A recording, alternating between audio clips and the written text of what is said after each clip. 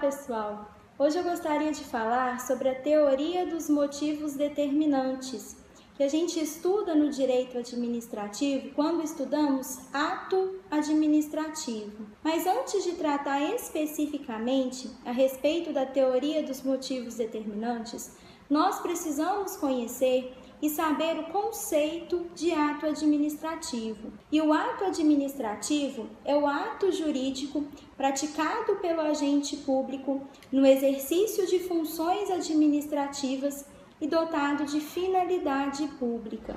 De todos os administrativistas que eu estudo, o conceito que eu mais gosto é aquele trazido pelo Eli Lopes Meireles.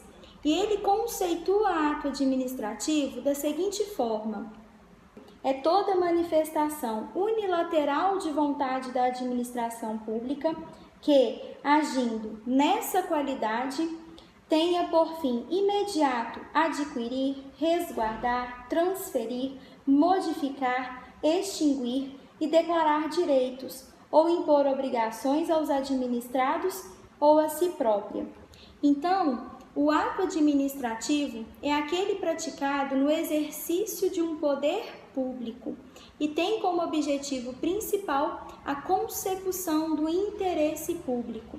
Para tanto, o ato administrativo é dotado daquilo que nós chamamos de elementos ou requisitos e que eu chamo carinhosamente de confifo, que é a competência, o objeto, o motivo, que eu vou deixar por último, já que é no motivo que a gente estuda a teoria dos motivos determinantes, a finalidade e a forma. Bom, a competência diz respeito ao sujeito que vai realizar a prática do ato administrativo, de modo que ele deve ter legitimidade para a prática do ato.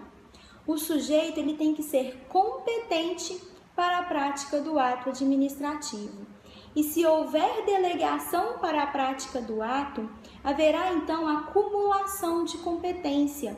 Haja vista que o ato administrativo poderá ser praticado tanto pela autoridade delegante quanto pela autoridade delegada, tendo em vista que o ato de delegação não retira a competência da autoridade delegante.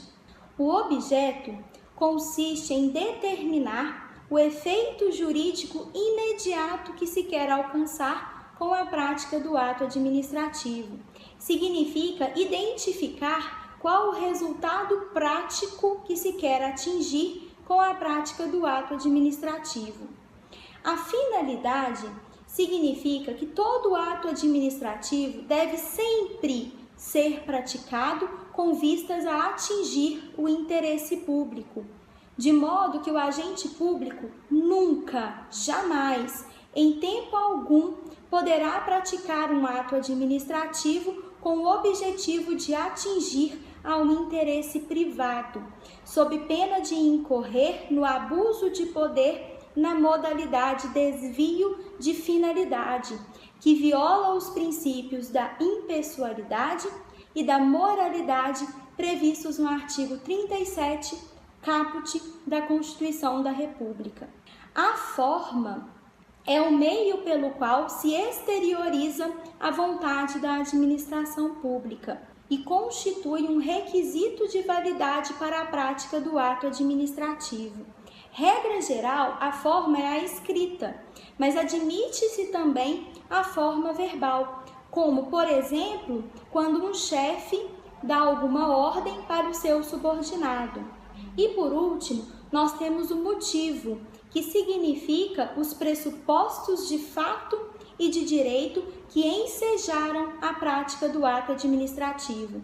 Significa os pressupostos de fato e de direito que embasaram, que fundamentaram a prática do ato administrativo.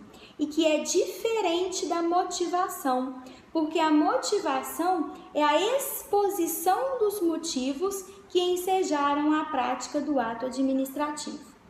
Pois bem, dito isso, a teoria dos motivos determinantes determina o seguinte, que a administração pública deve se vincular aos motivos que ela elegeu para a prática do ato administrativo, de modo que o motivo deve ser existente e verdadeiro, sob pena de nulidade por vício de ilegalidade.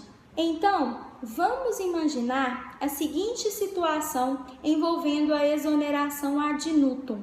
Para quem não sabe, a exoneração ad nutum se aplica ao servidor público ocupante de cargo em comissão, aquele em que a administração pública pode nomear de forma livre e exonerar também de forma livre, de modo que ela não tem obrigação de motivar, tampouco tem a obrigação de justificar o porquê da exoneração.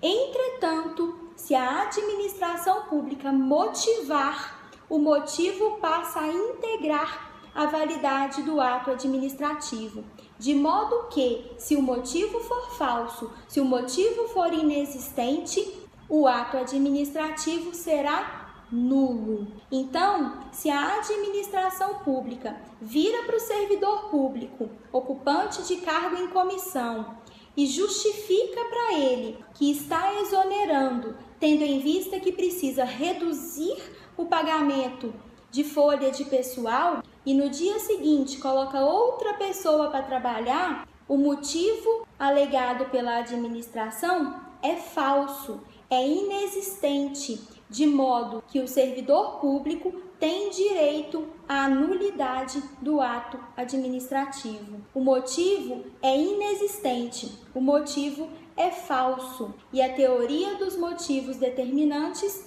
diz que a administração ela tem que se vincular aos motivos que ela elegeu para a prática do ato administrativo. Se a administração pública queria exonerar aquele servidor para colocar outro no lugar, bastava que ela tivesse exonerado sem motivar, sem justificar. Haja vista que o motivo, que a justificativa passa a integrar a validade do ato administrativo. Dessa maneira, se o motivo for falso, se o motivo for inexistente, o ato, portanto, será nulo. Bom, por hoje é só. Eu agradeço pela atenção de todos vocês e até semana que vem. Muito obrigada!